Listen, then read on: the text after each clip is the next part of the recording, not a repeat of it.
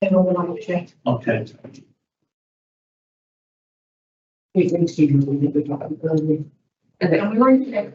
Okay, right. Good morning and welcome to the overview and scrutiny committee people. We're looking at education and the end of year reports or reviews.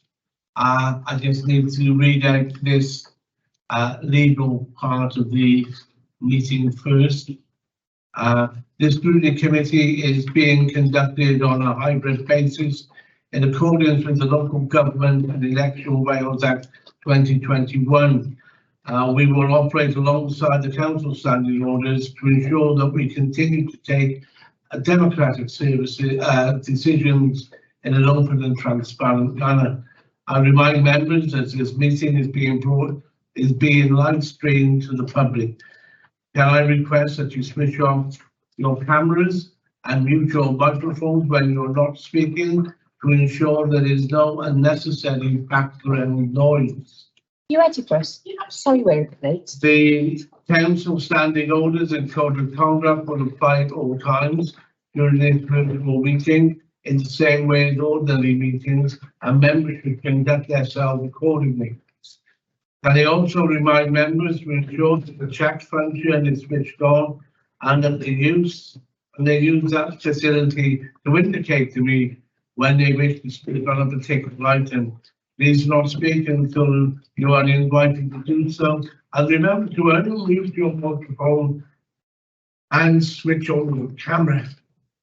As well as being broadcast live, a recorded version of this meeting will be uploaded on the council's website for public viewing as soon as possible after the meeting. Whilst translations of the proceedings can be provided upon request, the images and sounds recorded may also be used for training purposes within the council. Good morning, everybody. Good morning to everyone. Nice to see you today. Put that over there, that's out of the way. Okay. First item is apologies. Apologies from Councillor Bright, Chair. Any other apologies? No apologies. Thank you. Declarations of interest. I have declared them now all in the meeting. None. Minutes of the previous meeting are set out on pages 3 to 10. So we have a mover. Yes, Chair. And second. Thank you. Before we move on to pages 11 to 58, which is the end of your report, we just have one question, just to begin with, Sarah. End of year review, if you could explain why we're showing 22 to 24 instead of 22 to 23. Oh gosh, it wasn't aware of the error. I proposed it out because it should be the end of 23. It's 23. I thought you had supervision and I did all of it. And for honesty, I didn't pick that up until 5 minutes ago myself, because obviously the front page is lovely, but it was of no great interest to me. Yeah. The content stayed within, but you know, things happen. Well, you have surprised and be really spot on because it has been through lots of different officers, so apologies. Somebody has to in the end, don't they? It's me though, isn't it? I'll thank the cabinet member has congratulated the scrutiny committee and its chairman. Thank you. Okay, thank you. So really, I think we need to hand over at this stage to the Chief Education Officer, who will take us through this. Chair, I've shaken my hand over to our cabinet member, Okay. President Deb Davis, to go through an introduction. Thank you, cabinet member. Thank you. Welcome. Thank you so much. I'm delighted to be with you this morning to go through and celebrate some of the successes. Madam Chair, do we take the minutes first now, or is that be taking this item first? The minutes have been agreed and seconded, and there is no mechanism for matters arising, but if you want already, we went through them, Councillor. They're on pages 3 to 10. Yeah, I know that, but the meeting just started, isn't it?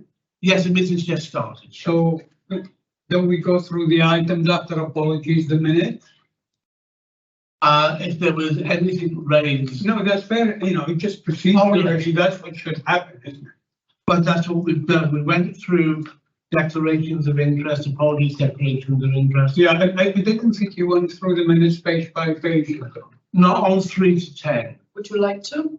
No, I don't know, but No. procedurally we should have done, shouldn't Do we? you want us to do that? No, I'm happy now. Yeah. I didn't want to I didn't raise any item, but that's what tends to happen in meetings, that we take the minutes then page by page. I don't know here. I remember there was well, anyway. Okay, If you have anything to raise, so formally we have taken the minute. we have 4 Now we will read the minutes. Okay, Thank you, Councillor. Thank you. okay. Helen Member, you can Okay, continue. thank you. As a review of this last year, there's some really, really positives that I want to focus on. And I think particularly currently there are no primary, secondary or special schools in Newport that are tested statutory category. Newport is the only local authority in the region not to have any schools in a statutory category, and I think that's something that we can truly together as local authorities celebrate. It's a fantastic achievement for Newport, especially for Newport High School and Mawrth Church in Wells Primary recently been removed from the ST category that required special measures. And I really think we need to extend our thanks to the head teacher, the staff, and of course to their governing bodies. They need to be congratulated on their hard work and the resilience they've showed during this time. It's having been within a school that's been in special measures, it's tough. It's a really, really hard place to be. And I really, my hats off to the hard work that's been undertaken to get those schools into a better position. Over the past year, 9 schools have been inspected and 6 schools have been requested to submit 7 best practice case studies for publication. And this by far exceeds the number of best practice reports that have been requested of schools in our neighbouring authorities. So again, a point of celebration and recognition of how well our schools are doing. The key strengths within our schools currently is particularly Newport's education's approach to tackling all aspects of poverty. And I really need to thank Kath Benham for the work she's undertaken with our schools in leading on this. The development of school to support poverty, it's development work to support poverty in our schools. And this is actually progressing with enthusiasm from our schools and essential during this unprecedented time during the cost of living crisis. It can be seen through the writing programme and work around the community-focused schools, and it's going to be continuing as a focus out in our 3-year service plan. Through that, we've developed a tackling all aspects of poverty and education strategy that's been shared with all schools. We've launched a tackling all aspects of poverty education strategy in partnership with Children in Wales. So Children in Wales are now working closely with our schools. They can link into the programmes, educational programmes that will actually enable our schools to find access to resources to deliver on the strategy. We've promoted the use of and reducing the cost of school report resources. We've completed school-based visits, including listening to learners. They've been developed a partnership with the Bank of England, so putting financial awareness into the curriculum, and that's not just beneficial for our students, maybe in year 13 or learning to save as younger students, but for parents as well, understanding how to balance their household budget. There's been issued a turning newsletter to head teachers and chair governors, and I hope you will have seen that as governors are coming through your packs recently as on your school boards. Promotion of teaching and learning opportunities to all schools, and it's been a fantastic achievement that I know will go from strength to strength. Moving on to pupil exclusions, there's been excellent work within our secondary schools in reducing pupil exclusion periods with the aim of ensuring pupils are reintegrated back into school quickly to improve their educational opportunities. So there's a focus on if an exclusion is needed, it's a fixed term exclusion or a managed move. It's not a permanent exclusion, which is it's a record. It becomes a record of that child's achievements and outcomes, but it means that we've got to focus on getting that child integrated and the support that child needs, and it's bespoke to that individual. Newport was ranked first for exclusions of 5 days less with Cardiff Local Authority in a recent Welsh Government data report. Again, positive progress. Looking at the percentage of young people who are not in education and training, Newport remains well below the Welsh average figures. Year 11 NEET data is the best in the region and is ranked second best in Wales. Year 11 data is below the All Wales average for the 6th year running and demonstrates that our provision to support those at risk of gaining no qualifications remains effective. And again, it's a key focus of our local authority to ensure all children at risk of becoming NEET to get identified at an early stage and given the support that they desperately need. We've established a learning resource base at Llanwern High School that'll be opening in September. We've opened the extension of Ysgol and Durwood. So again, it's looking at ASD provision to ensure our children are well supported at Newport. And in Basely, we will see the opening of the new build, and that will be opening in September. So there's great things happening in Newport across the city. Looking at our risk analysis this year, we're really pleased to say that 93% of outcomes are green, and with just 7 ambers, which I would say means that we have set, despite the difficult circumstances we found ourselves in, we set ourselves, you see, a realistic plan that we've pretty much achieved. The challenge clearly has been this year has been the strikes, and that's resulted in action sort of strikes within our primary schools, which means that the formal assessments that we normally undertake as local authority haven't been able to take place. However, head teachers remain, they value the strength of the relationship with local authority, and they continue to work with our team to ensure they get the support they need. So their support goes on continuously, but it doesn't take that formal process that we'd normally like to see. But I think those are the key points that I'm pleased to pull out from this year's report and discuss with you. Thank you, Cabinet Member. We're going to go into the body of the report now, and then any other questions can be asked at the end of the meeting. So page 19 and page 20, we've just had an introduction. Page 21. Yes, please. Can I just clarify a couple of things? You've got 5 objectives there. There are 4 core purposes of education. There are 6 areas of learning experience. What's the difference between 7 strategic priorities and the 7 dimensions in education that are mentioned in this report?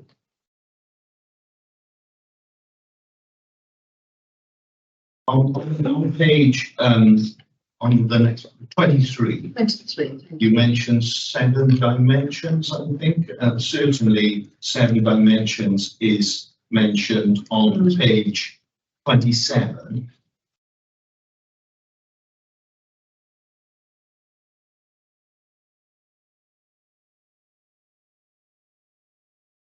And then well-being objective 1 on page 23. Those well-being objectives are presumably the Welsh Government well-being objectives. You put They're underpinned by a strategic plan. So that's your starting point. And we've used those to develop our planning going forward. Okay. Yep. So what we've got here is education service objectives. There are 5.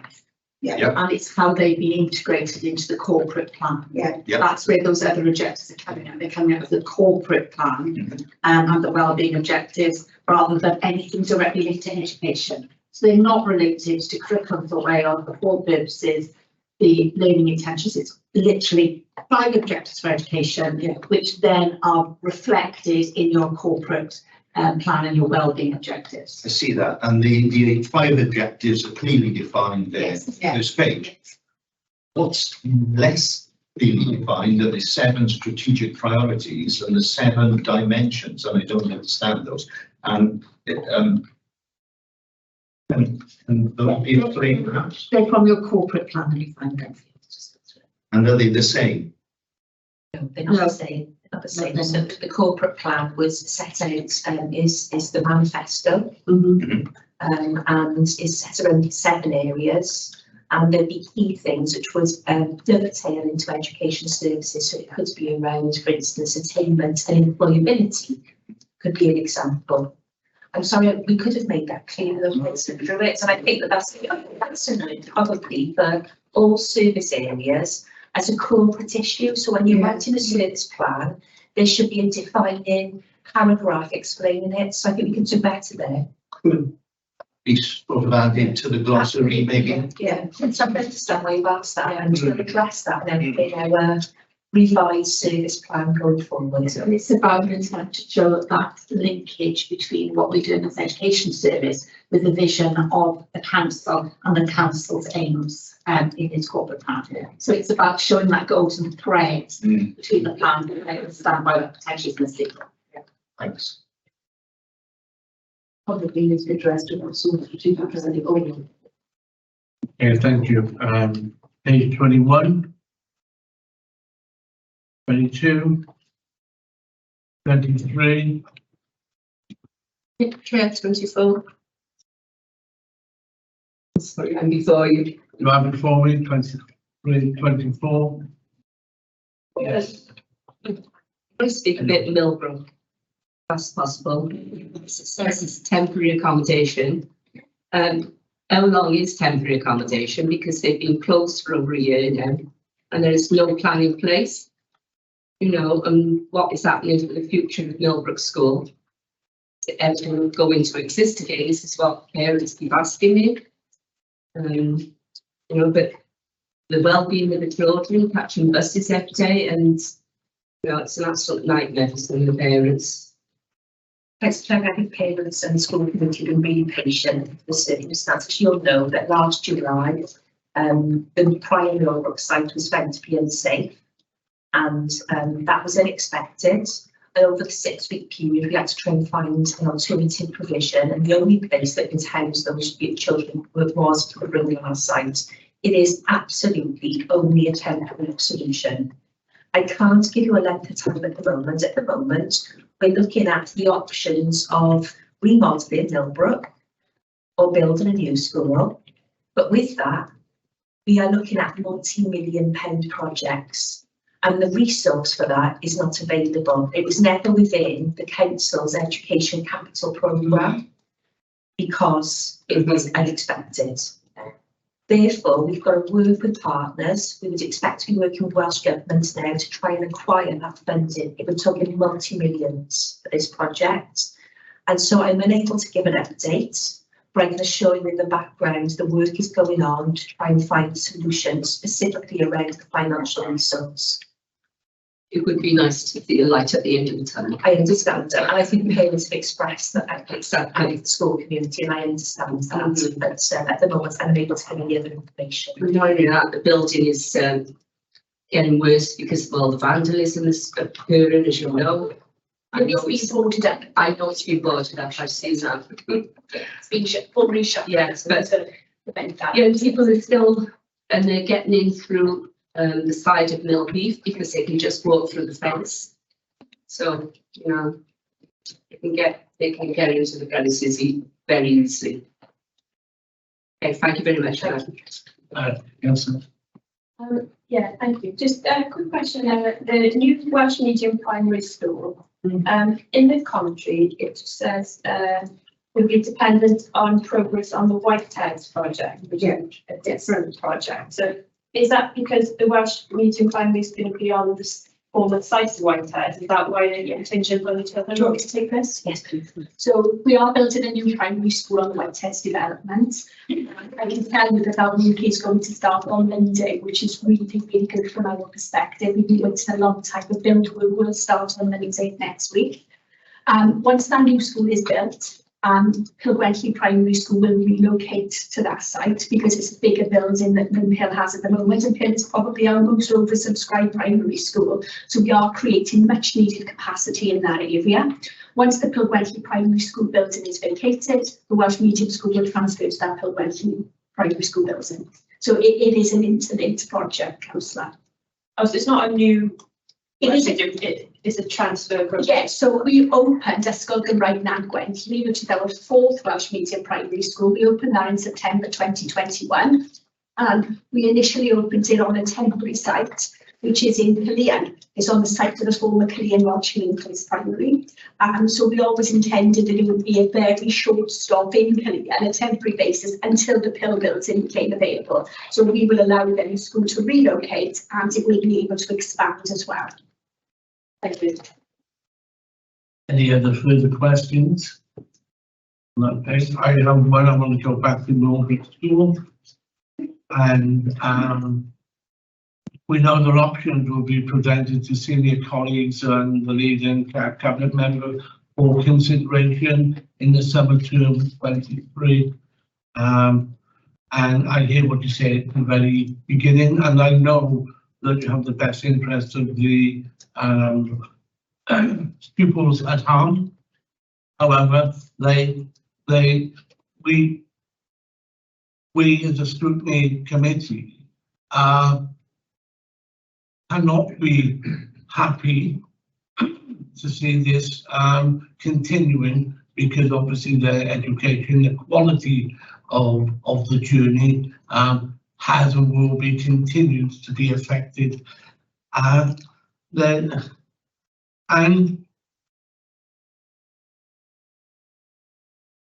even though it's not in line with the current capital programme that you've outlined, how far away are you from presenting for consideration the options, as you stated that you could be? In your paragraph, you said the considerations was senior colleagues and legal cabinet members for consideration, options for consideration in the summer of 23. Well, we are there now. So have we presented? Are we likely to? And what's the projected outcome for September? Chair, I'm sorry, I can't give you any further information. I've told you as much as I possibly can in terms of the search of that resource, which is, you know, a huge amount of funding. What I can say is that whilst I understand people's strength of feeling with the disruption, that's very understandable. What hasn't been affected is the quality of teaching and learning with the outstanding staff in Melbourne. And so the quality of teaching and learning remains. The local authority, EAS services still continue to support the school around teaching and learning, whatever their needs might be. But actually the school is coping very, very well in terms of the standards of teaching and learning. So I wouldn't want anyone to think the quality of education has been at detriment. It certainly hasn't. And you are in good communication with the governors and parents as much as you can. Okay, thank you. I dare say we'll be getting an update on this, and hopefully it will be a lot more positive than it is at the moment. Okay, page 25. And 6. Yes, Yes. Then you can for that. It's not a question about the Welsh language element. It's not. It says 3% of staff describe themselves as having advanced Welsh language skills. If you took out the Welsh medium teachers, does this percentage include the Welsh medium school teacher? No, those who choose the education service itself. So central staff. This is our central staff, Right, it's not our okay. education staff. Right, okay. That's not, I'm wrong. yeah, I think the same topic. You say the education service, so this doesn't include the places where education takes place, i.e. the school? No, education service staff, so the corporate team. Right. It's Okay. about ensuring that we can Okay. support our Welsh speakers Okay. by offering communication in that language. Yeah, thank you for that clarification, because it applied to the next point I was to raise. But when you look at the first action on page 26 about the upskilling, and you say that actually, I think we are halfway through the period, indicated there. I think we're halfway, isn't it? October 22, we 9 months since, 10 months since, before the next period. We have nothing there to indicate or to support the 60% that is being claimed in the last column. So we have got a corporate offer that is offered to all our corporate team in terms of upskilling in the Welsh language. As an education service, we're being proactive in promoting that amongst our own workforce. And we've got to balance professional learning, respect for the Welsh language with other professional learning and also time commitment. We've got currently 3 members of staff who are engaged in the advanced element of the training. And at every service event, we are promoting and identifying opportunities to engage our employees in learning the Welsh language with our partners from HR and from training. I would be wrong to say it's easy because of obviously balance of commitments, but we continue to do that. We are also very proactive in terms of recruitment to ensure that where possible, we encourage people who speak the Welsh language to apply.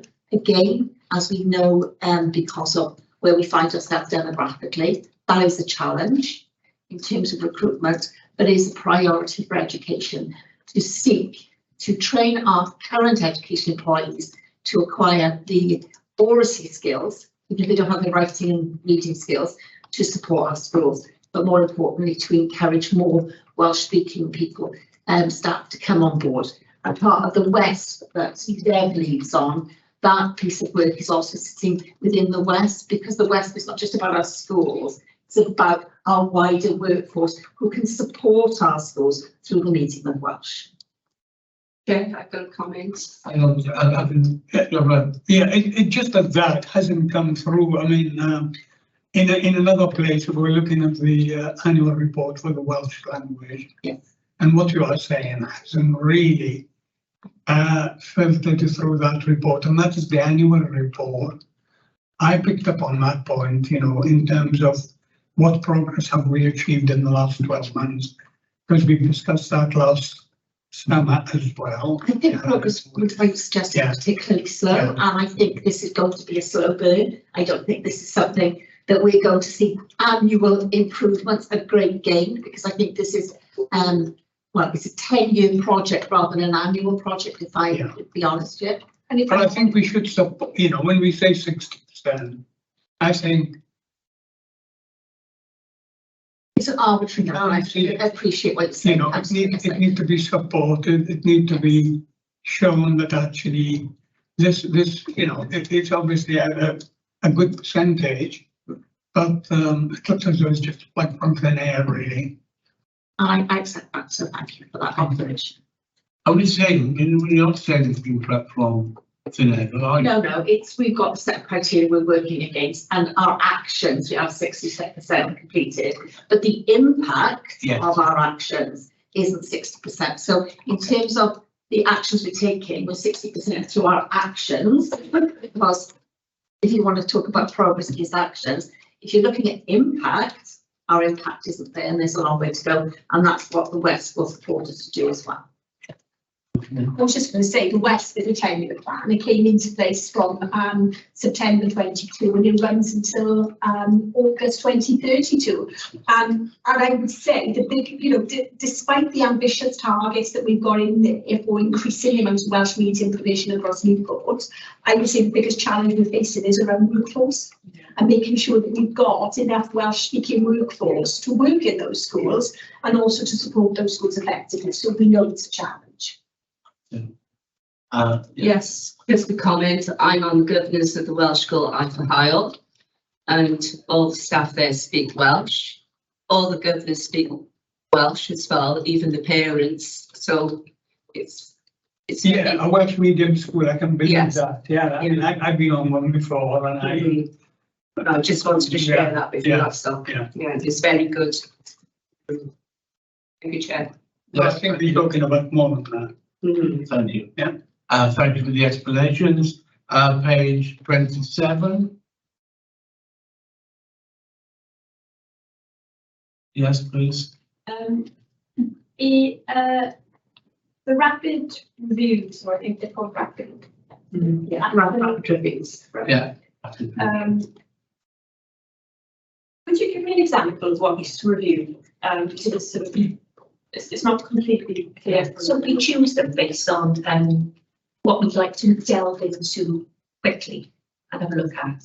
And they can be priorities that are brought out from head teachers, we support our head teacher colleagues, or they could be around service provision, and we can take it into, so we think about all of our internal services in education. We've got admissions, we've got educational psychology, the ALN team, GEMS, Gwent Music. So theoretically, each of those teams could have a rapid review. And what you're doing is you're pulling together the evidence of strong performance, and you're asking those teams to identify their weaker performance as well. You're also looking at their key performance indicators and looking for where the strengths and weaknesses are, and we're making sure that we're all understanding those strengths and weaknesses and next steps. It allows us to be able to understand if the team plans are accurate, and therefore the service planning is accurate, and then we're doing it based on needs.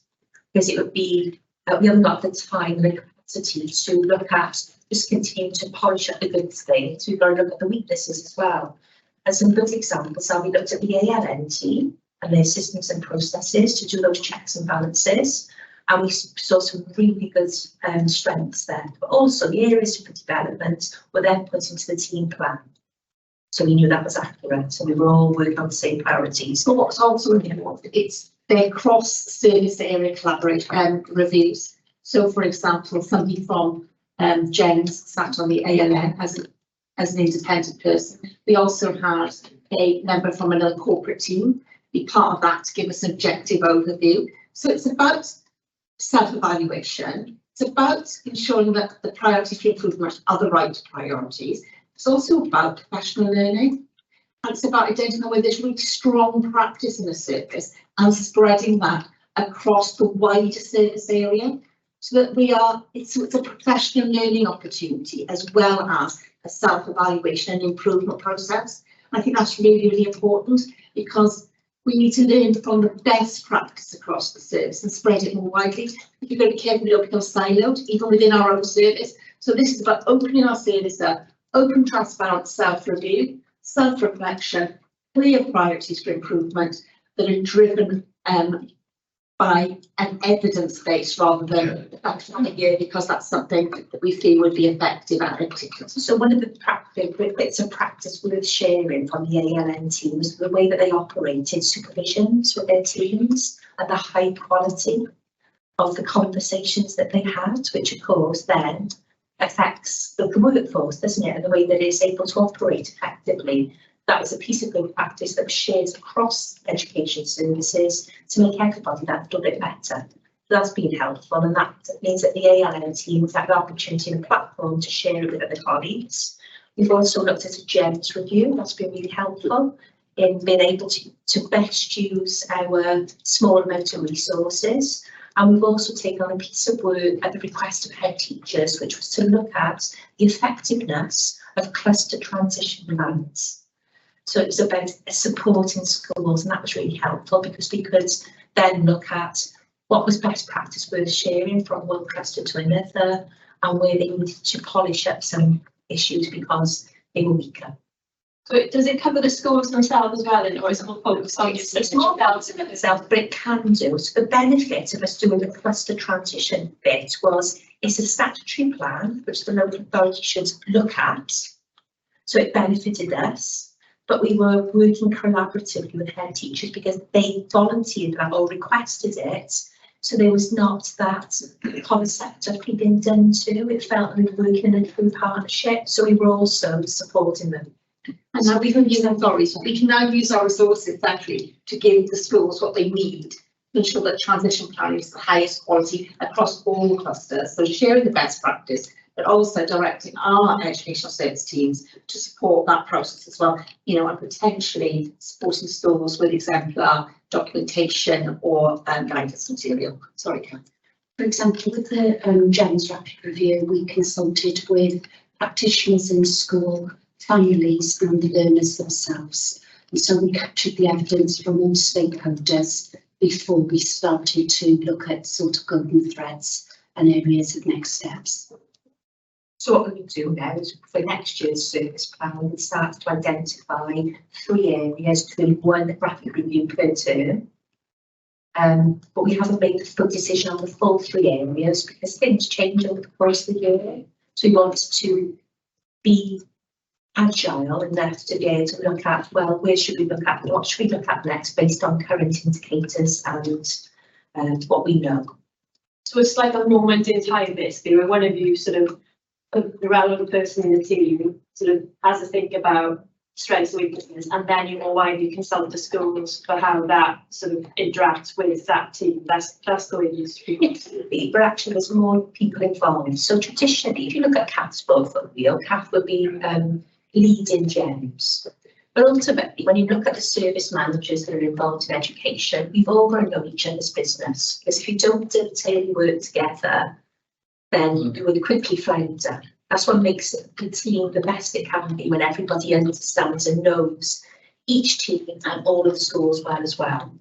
So we do it together and we have an insight so that we all understand Deborah's portfolio. It's not just working in silos, because every portfolio, if Deb's looking at resources, then actually there's a link with everybody's in education services. Some people would call it a deep dive.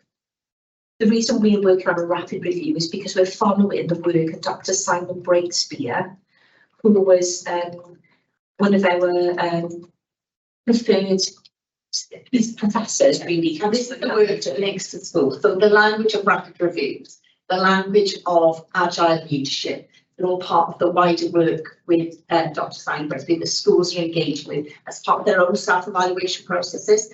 So it's about us sharing a common language with schools and a common approach for schools, so that the narrative and the language we're using is interrelated, because the education service serves schools. So we've got to be cognizant of the language and the approaches schools are using and bring that into our service work as well, so that we're actually all on the same page and we are communicating effectively. And there's something about Dr. Simon Breakspear's work which is just common sense. Okay, so you can use all the leadership speak that you want to, but what he says is actually, if something's not working, take a look at it and change it. Because why should you be tied to systems and processes which are really complex, or actually they're not doing what you need them to do. So just keep things simple. And that's where the nature of it doing it quickly rather than making a whole scale review allows us to be agile and to make changes to service planning, live service planning, rather than waiting for mid-term reviews or half-termly reviews or whatever we do. There we are, and that's the lesson for today. Keep it simple. I like that lesson. Keep it simple and don't be afraid to change.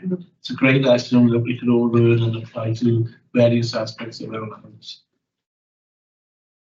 Makes us feel good, that lesson. Thank you. And page 28, 29, 30, 31, 32,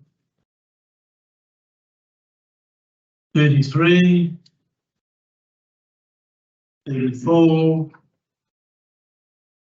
Chair. Yeah.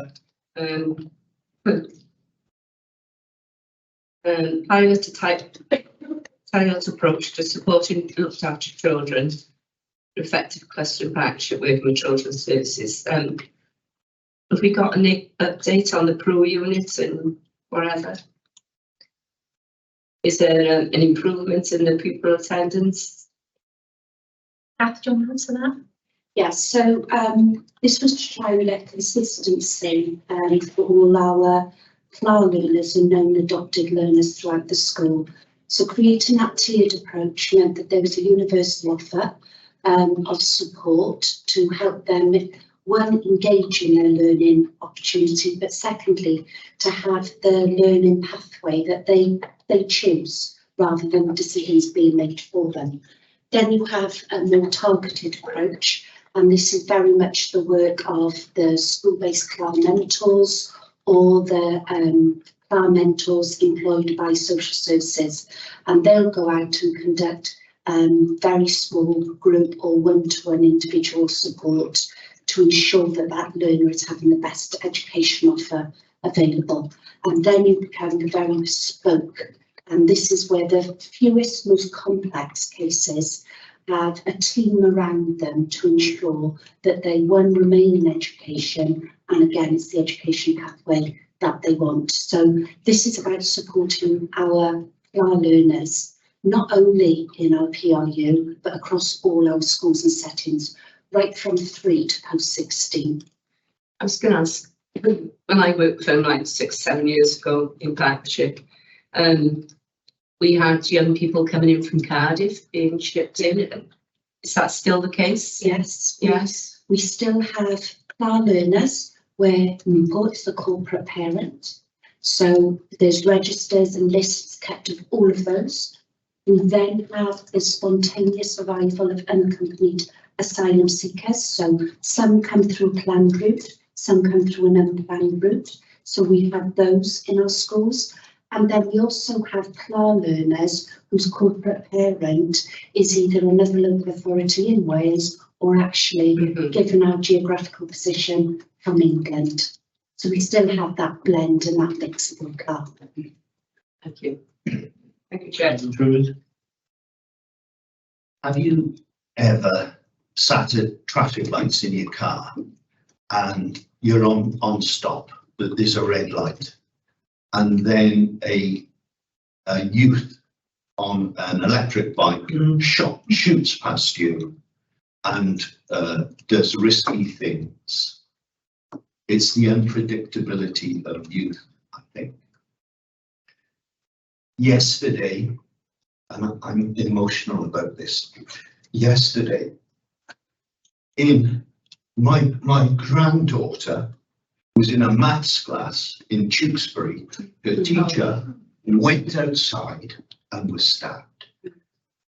Now, would you speak, please, about the relationship between poverty, disaffection, pupil exclusions, the risks and the balances between exclusions and supporting staff in school and supporting pupils in school, and is a rapid review of lockdown procedures to safeguard staff and pupils being conducted? I'll take that in a few parts. Yes. The first thing that is important is, whilst we're proud of our exclusion data, and we absolutely try to have exclusions as fewer days as possible, because we want to reintegrate young people and children into school. The longer they're off school, the more disaffected they can become, and actually that's not helpful because we want them to want to achieve and to be socially happy. It's important.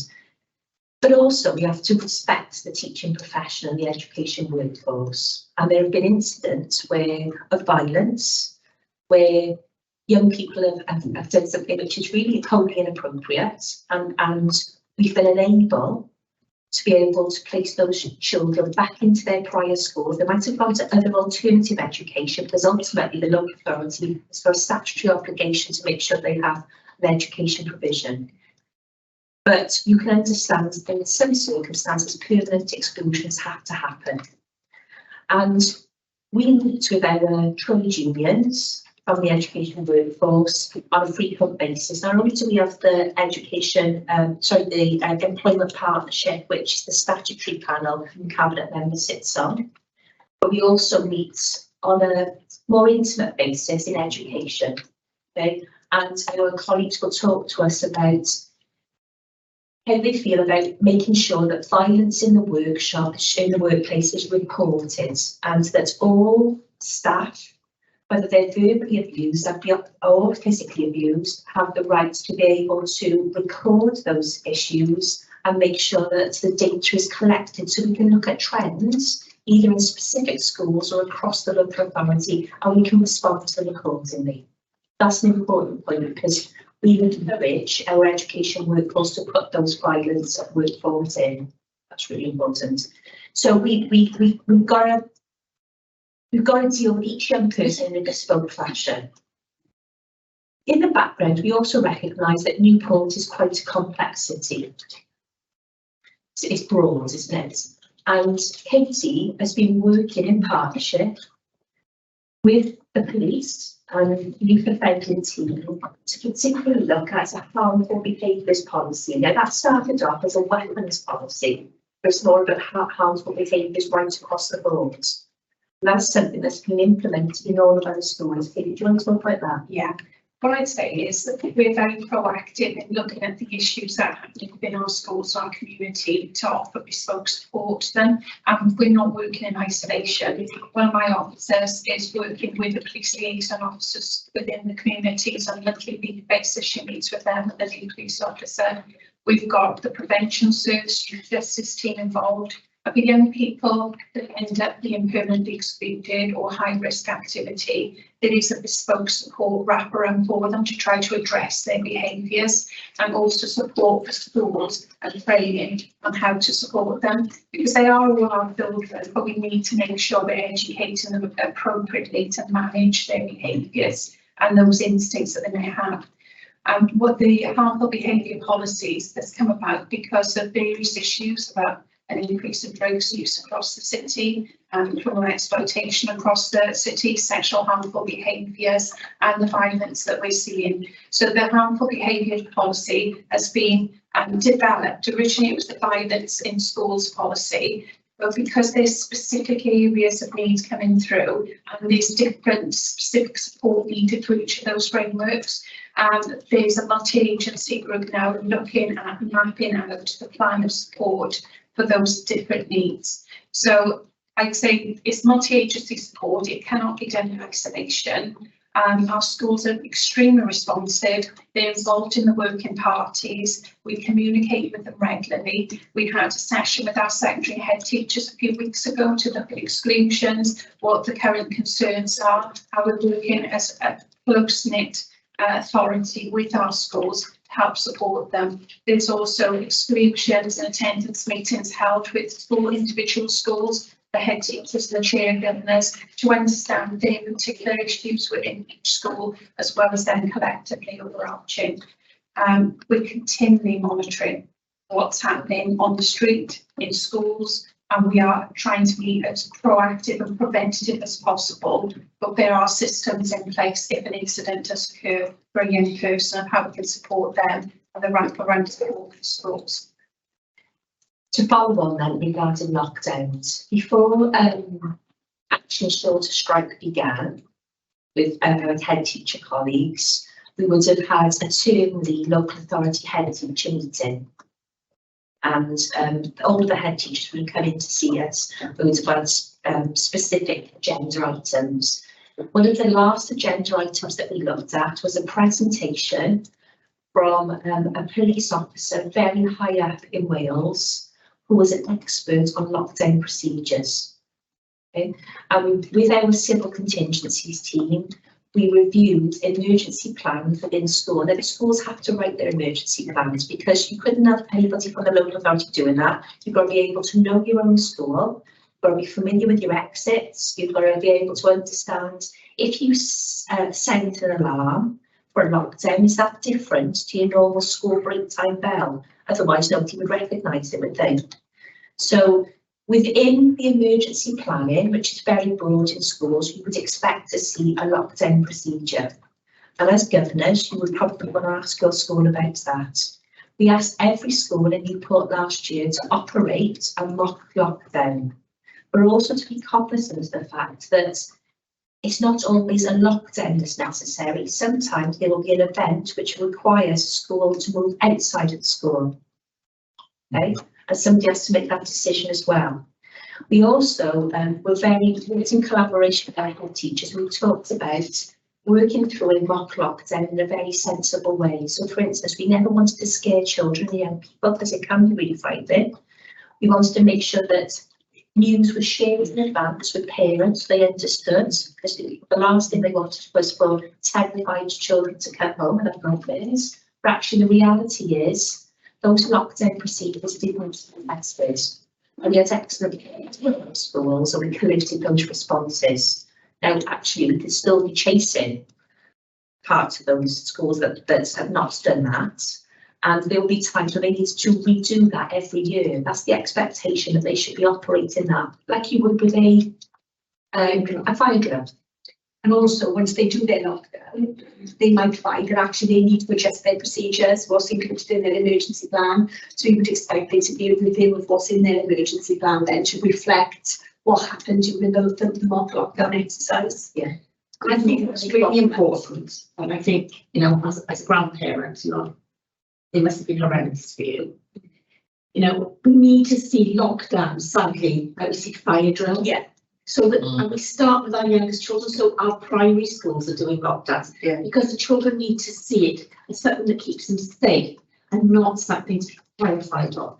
Because the news yesterday was talking about children texting and speaking to their parents and about the fear they felt. Well, if it was part of, I hate to use the word normal, but if it was a routine activity that they did, like they do their fire drills, they'd have less of an anxiety when these things, you know, happen for them. One of the things which is really positive is our head teachers are really familiar with our civil contingencies processes.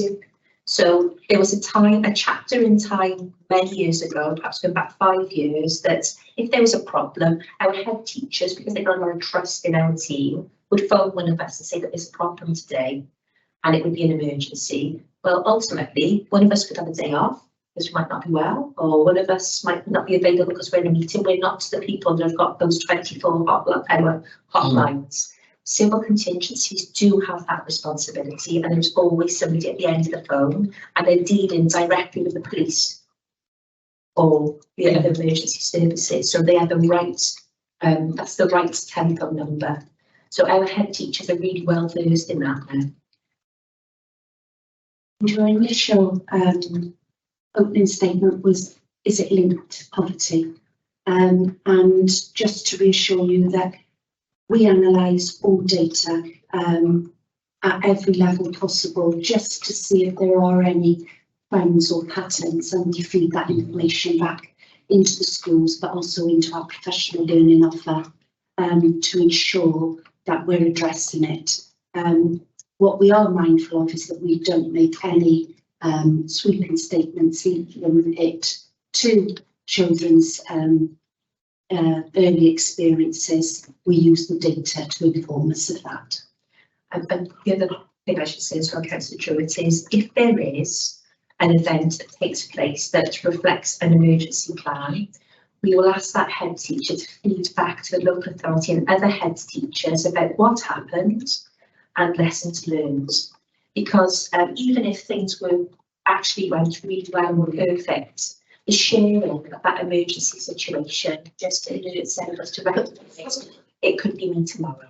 Yeah, and I represent education on the council's protective security preparedness group, the SPG.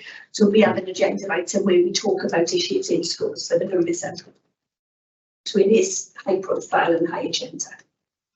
And thank you, Chair. Thank you. Okay, thank you very much indeed. The whole issue around exclusion is I absolutely understand the spider's web approach. There's many agencies actually try and catch someone before they fall through that spider's web, I guess. And it is about that collaborative working, but you explained in an excellent manner this morning about how you stop the pupil from falling through that. With the family, what we do to support the family? I mean, because there is a suggestion that the pupil itself who displays whatever actions they display, it comes from the family. So that do we meaningfully develop a holistic or don't we have the resources to do what we would like to do? When we work in education services, we work naturally with preventative services, children's services and adult services as well. Preventative services is one of our best links. And so, for instance, preventative services also looks after the youth offending team or youth justice team. So it means that when we start to discuss a young person or a child in need, the head of service, Caroline Brownford, is often able to tell us if that family has got social worker support, if the preventative families service group are working with the parents on other issues. It can be as simple as supporting parents to be able to try to get a young person up and out in the morning, which would be very challenging, or it can be more complex behaviours. But yes, there is support offered, and we try to do our best by making sure that we share information in a meaningful way. I also Responsibility is always, isn't it? Schools really have a responsibility with families, yeah, but actually we will also recognise that schools can't be all things to all people. I think that they do a wonderful job. We do need the support of our other colleagues in the council.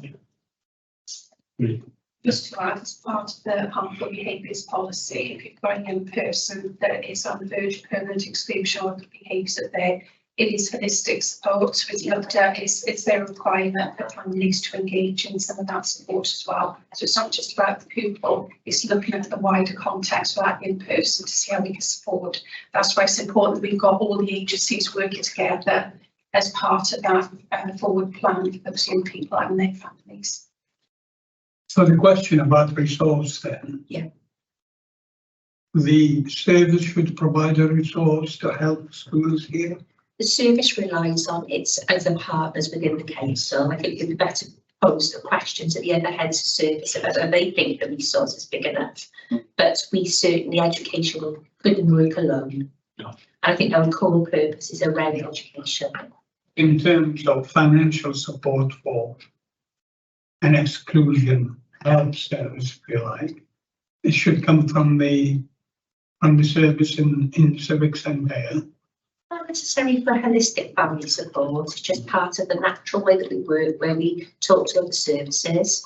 But ultimately, education services works with schools directly or with pupils directly. So a good example is if you're looking at restorative justice work, we've got an officer that can work directly with a pupil or can train staff in schools or work with a head teacher.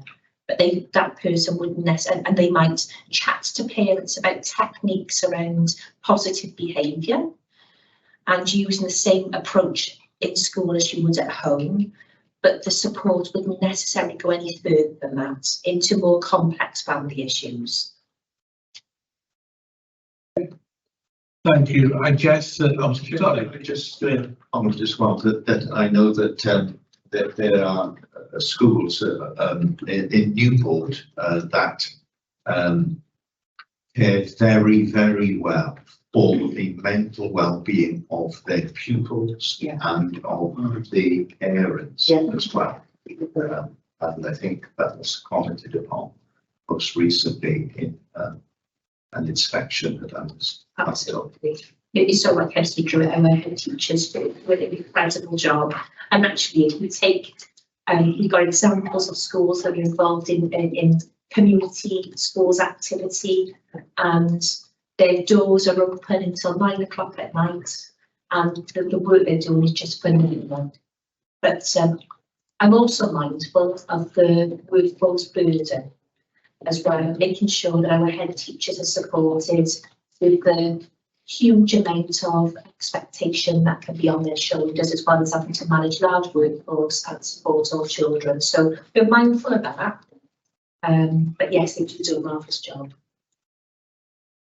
Thank you. It's a very emotive subject for various reasons this morning, and I guess this committee would send its best wishes to all those who have been recently affected collectively from the staff side and from the member side as well.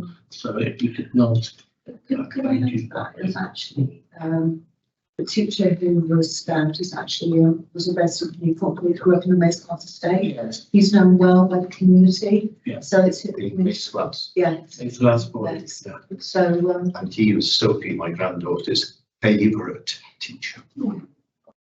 he's a Okay, and on that note, we're going to have a recess for 5 minutes. Thank you.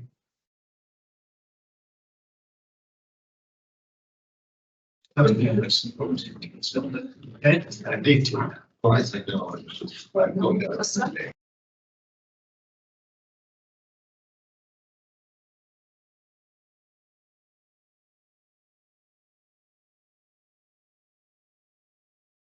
It's all right, Anne.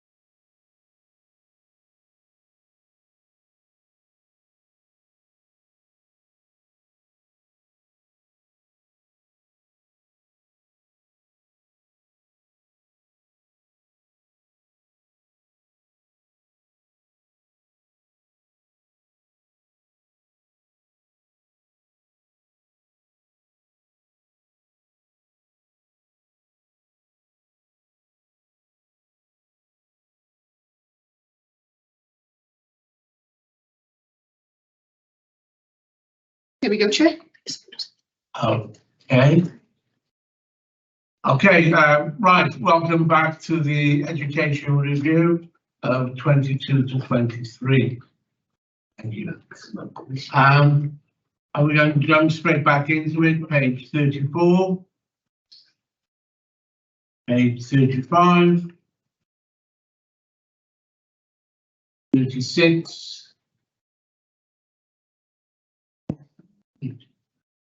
No, we're not muted. That's just an old notification. Ignore it. Okay, 36. 37. Yeah, Thank you, councillor. yeah. I'm just wondering here, when we say young people, is there an age qualifying sort of limit here? You know, I understand what we're trying to do is to plug the gap really in terms of knowledge, attendance, and asylum seekers, you know, by their nature of this, some would have had very varied educational experience. But when we say young people, is there an age limit here? No, I suppose we use it as a bit of a general term, as we do with a lot of terms in education. So you could term learners as pre-16, so obviously they're year 11 below, post-16, years 12 and 13. That term would capture all young people who arrive as unaccompanied asylum seekers. So people in their 30s, you know, if they need within education, because this is what happens. Yeah, well, yeah, I know, but I mean education then Council. is it just it excludes further education, say? So this would include our unaccompanied asylum It will include seekers further education. in education. It's going to Kath would only deal with below the age of 18, but then the council services would support adult learners. Yeah. Okay. I can understand, you know, for the unaccompanied asylum seekers, obviously that is like a statutory duty, that one, isn't it? Yes, Okay. yes. Okay. And then they're treated then on a par of a looked after child. Yeah. And what is, oh, I see, yeah, the National Transfer Scheme, this is They're the plan. this is like when they get allocated So we from the home. generally, if they've come through that route, we know they're due to arrive, so we can have some initial planning meetings, have a discussion about their pre-education, do school admission forms, etc. And again, it's a cross-service work, so it'd be working then with foster families. It's when they're unplanned that we just have to move that at a lot quicker speed. And you can Yes. I was just going to ask, besides GEMS, what schooling is available for them, and are they integrating into our schools as well? Yes, so as soon as we've done all the paperwork that we need to do, again, that's in partnership with our health colleagues, as much as our social care colleagues. We get them into school, and it's led, to be honest, from that learner. We take into account their previous educational experiences and make sure they're on the right pathway. Many know their desired destination. So again, we've got to make sure that they're accessing those qualifications then to get them to the point of year 11, and then if they're remaining in school up to year 13. Thank you. Good chair. Okay, page 37. 38. 39. Yeah, on 39. How do you pronounce that? Hope or how? Hope. Hope. Yeah, I can tell you in Arabic what I mean, which is love.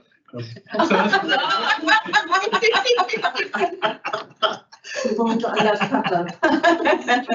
All roads lead to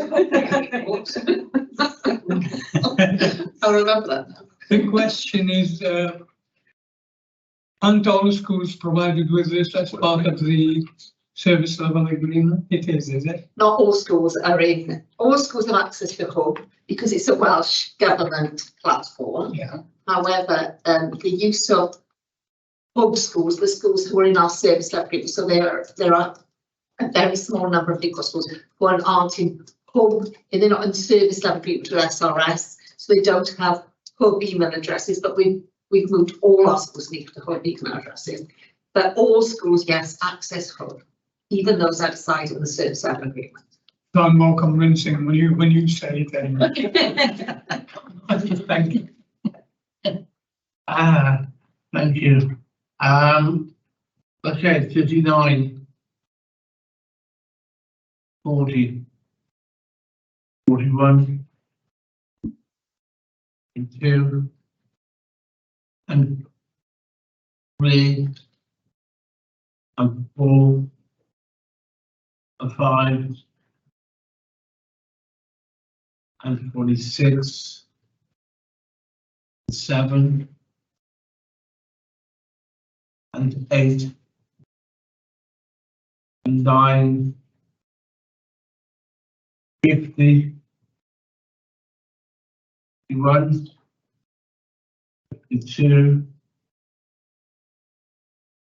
53, and 4, and 5. Yeah. But the needs. Yeah. Says despite Newport not achieving its target in comparison to the Welsh average, Newport remains below the Welsh average. My question on the needs is why haven't they achieved their target? And also, how do they recruit? And what performance measures are in place? The way that the council reporting system works, if you set a target, you've been overly ambitious, you could still be under you could still do better than the year before, and you could still be under the Welsh average when it comes in December. Okay, so we are largely satisfied with the target that we've achieved for us to come out December. I don't see that there's a cause for concern with the actual results, but it is indicated December. Councillor Cruz. Chair, can I ask about the new education improvement model? Can you explain that? Were there any other comments on the need? I just wanted to reassure you, councillor, that the spreadsheets that we keep name every individual from years 10 to year 13, and we track them down with their destinations and then do the checks that they're at that destination. So our systems are really strong, really robust, and to be honest, sector leading, because we do make contact with every child that we can, given the information on them. The question the new education improvement model. Could you explain that, please? Yeah. So as you know, we've got the national mission, we've got significant changes in education. So as part of that, Welsh Government have driven a model of it's called supporting our schools through self-evaluation improvement. So it's a new school improvement guidance document, came out a number of years ago, that becomes statutory in September 2023. And that is it's probably one of the better documents to come out of Welsh Government, really clear about school performance. The role of governors is really clearly articulated in that.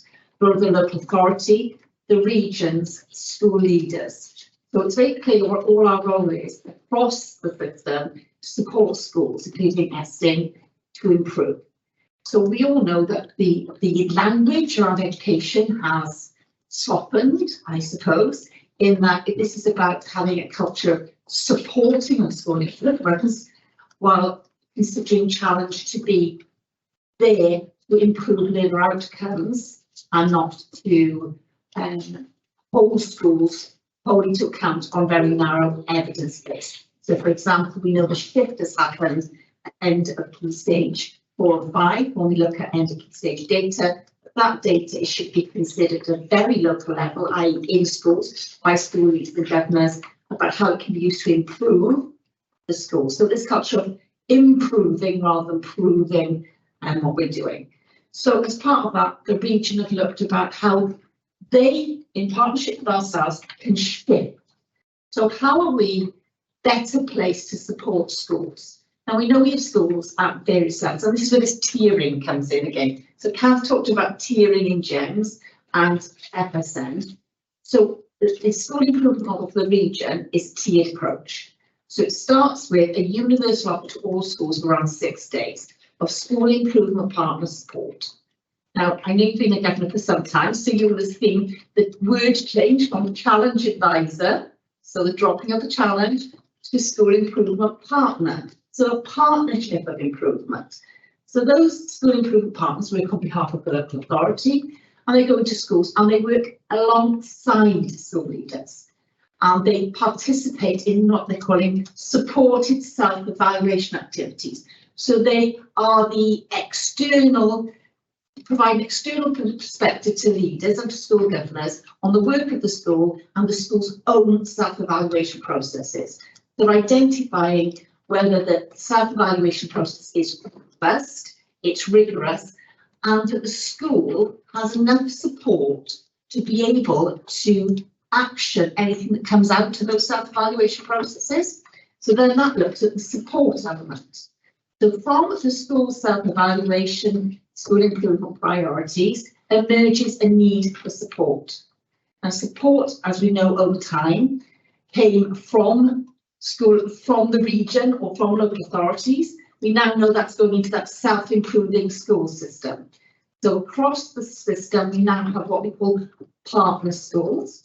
So schools then align themselves with partners, are aligned, I should say, with partner schools, discussion with the local authority and the region. Those partner schools work alongside those schools to support them to realise their priorities and then to review the impact of that work. Now we know schools find themselves in different places, so that partnership would be at the targeted support, and then we have a bespoke package of support. And that's where we would see learning network partnership schools, increased school improvement partner days, EAS, curriculum advisory support, a whole package of support coming around those schools having that bespoke offer. All of that is underpinned by the school development plan. So there's always been a school development plan, but the focus and the need of governors to be monitoring that school improvement plan or development plan has really taken centre stage. So as a lot of you will know as governors, the local authority meets with schools on an annual basis, and we have a discussion about, firstly, their school self-evaluation process and how those have led to the school identifying their targets. And we will also be having conversations about national priorities and local priorities and asking, you know, where do they sit within that school's priorities of improvement? Are they sitting year 1, 2 or 3? When the local authority are content that the governing body have set the right priorities, because it's the governing body who sets those school priorities, and that there are systems and processes in place to monitor the impact of those priorities on learners' outcomes and learner well-being, then we agree that the support will go in place, and then that system starts again. So it's a collaborative partnership, which is a move from that done to top-down approach. But it's underpinned by this new guidance document, which I really, you know, there'll be a paper coming out, a briefing paper for you all on this document. I think it's really important as a governor that people understand their roles, because the role of the governor now is very much front and centre and very clear. I think in the past maybe it's been a little bit more woolly about, you know, your expectation that the priorities are agreed by yourselves and monitored by yourselves as governing bodies. Thank you. I hope that's helpful. Yes, thank you. Mary. Yes. Sorry, we passed this page, but Okay, page 48, it's just a it's the typo. On the bottom of page 48, I think it's probably September 2023. Or maybe even 22. Because it says it was implemented from September 2023. Oh, yes, so you talk about the West. Yeah. Yes, so it was implemented September 2022, Yeah. but the action is to make sure that the implementation plan is embedded. So we at the West, it's a 10-year plan, but then we were required by Welsh Government to come up with an implementation plan, which talked about how though the outcomes in the West were going to be implemented. So we had to submit the implementation plan to Welsh Government by December. We then waited for feedback, and obviously we needed to embed the implementation plan and the monitoring arrangements around that. So it's slightly confusing because we've got the plan itself and an implementation plan, so they're slightly different, but both now totally in place with subgroups established as well to monitor progress. And at the bottom, it says 20 and then 3, 2, 4. Yeah. But I think. There are 2 typos there, aren't there? Yeah, so the third line, that's from what you said, that should be 2022. And then at the bottom of the paragraph, that should also be 20. Yes. They are typos, thank you. Okay, page 54 and 55, 56, and I believe that's it. And that's the end of the report. And I thank you all for coming, and thank you for the review, and I thank committee for the way it interacted and reviewed. Councillor Money. Yeah, just a general point, Chair. I just thinking aloud here. It's an excellent report, really. You know, and we've had a good discussion on things that, you know, but I think it's an excellent report. End of year. So looking, you know, at the objectives, which are 1 to 5, when you look at all that, the service of, you know, the education service is really to serve the education institutions, which is the schools, really, isn't it? And I just wondered now, should this report not have a section about feedback from the schools, really, regarding the service? We do that. You know, will they have any suggestion on how that can be improved or? We do that, and that's absolutely necessary on an annual basis. We do a stakeholder head teacher survey, and the survey is broken down into specific areas. So it will ask for head teacher feedback around ALN services and educational psychology and how we might improve and what's working well. It will also look at buildings and maintenance, and of course that links to NOS because we've got company there. It links to school improvement services, and that gets fed back to the EAS, and we work with them. So we don't just do the stakeholder survey, we also do a you said, we did. Right. So when I think about some of the things that came up previously, our head teacher colleagues had noted that they felt they wanted a bigger voice in talking to NOS about some of their concerns. And so Deborah, as a consequence, then set up a group which was the compliments and so it's a NOS liaison group. So we've got representatives from the primary and the secondary sector, and we meet on a half-term basis with them, where NOS can share kind of new emerging issues, and it's an opportunity for the schools to raise concerns or issues that they have on behalf of their fellow head teachers and identify ways of moving that forward. And the feedback from that group has been very good. And I know Councillor Nawami uses on the board, don't you? So you're probably aware of that anyway. I'm just wondering whether there is a place for some commentary from the schools within this, really. I'm not sure where this report goes, really. Right. What we do is we use that stakeholder feedback. We use a lot of ingredients to make our education service plan better. And one of them is stakeholder feedback, one of them is looking at the rapid reviews, one of them is looking at the end of service report, what went well, what's not completed, and what's going to the next report. Lots and lots of ingredients.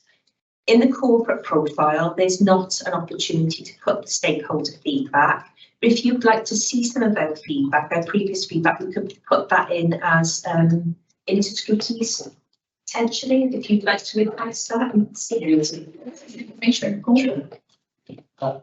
Yeah, just a second. Yeah, we're going to go through recommendations and considerations, and we'll do that. Sorry, we'll do that just a second. We'll do that on item 5, which is coming up now. Okay. I think you've highlighted some good things.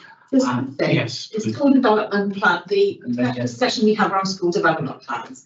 We intend, when action short strike action ceases, to hold a similar event, but we will put our service event as the strategic plan for discussion and our self-evaluation. So we will have our head teacher colleagues in the room to challenge us against our self-evaluation that leads to our improvement planning. So we're going to turn the tables on ourselves. So there's an intention of turning the tables on this plan. So we're doing that because we think that that's in the spirit of collaboration, not to forget the local authority holds schools to account. Absolutely. And we hold you to account. Absolutely. What I've heard this morning and what's in this plan and the discussion of it has leads me to believe that our schools are in safe hands with the professionals on the other side of the table. So I just wanted to thank you all for the report and for all the excellent work that you are putting in. I know it's difficult sometimes, but it's in safe hands. Goes to the final words on this section, which is the end of your report, to the cabinet member. Yes, thank you very much, Chair. I wanted to echo Councillor Druitt's comments. Our education service and education provision, I believe, outstanding, and we can be confident that our children are well supported, well cared for, and when there are specific instances of issues, those children get this bespoke service that they clearly need. And it's down to this team. This team are phenomenal. They work incredibly closely together. You can see they work as a team and they know what the issues are. They know how to challenge, but they also know how to support. And that's the key purpose, is support. And our head teachers are confident at coming to our team and speaking about those issues. There's a really, really, really positive relationship. And that's what makes a difference. We've got so much to be proud of. Okay, thank you. We're always pleased to meet and to hear what you all have to say. And at the moment, we're in plain sailing, but we know, like the British weather, there could be storms ahead, and we'll just leave that exactly where that is, and we will allow you now to go back and as I see you. But thank you for coming. Thanks.